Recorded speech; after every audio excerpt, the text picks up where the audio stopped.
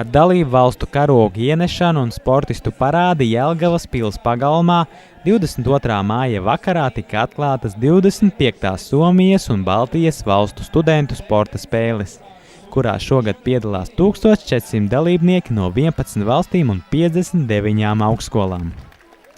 Sporta spēļu dalībnieku sveica LLU rektors Juris Kujāns, kā arī Latvijas Augstskolu sporta savienības prezidents Uldis Švinks un Jelgavas pilsētas mērs Andris Rāviņš.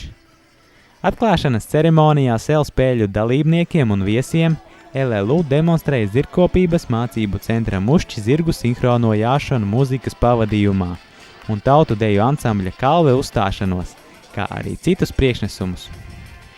Arī Jelgavas talismans un simbols Alnis bija ieradies sveikt SEL sportistus, sveicinoties un fotografējoties ar visiem dalībniekiem. LLU komanda SEL spēlēs šogad izcīnījusi 12 medaļas.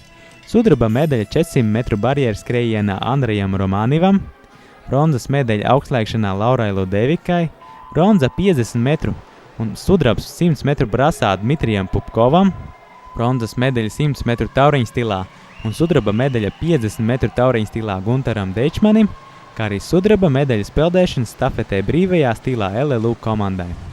Bronzas medaļu džudo 60 kg svara kategorijā izcīnījis Modris Okmanis, sudraba medaļa 81 kg svara kategorijā Jurim Putinam, bronzas medaļa orientēšanās sportā vidējā distancē Jānim Krūmiņam, kā arī otrā vieta LLU kungu komandai orientēšanās stafetē.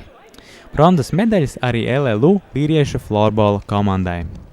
24. māja pēcpusdienā Jelgavas sporta hallē pēc basketbola un volejbola fināliem tika slēgtas 25.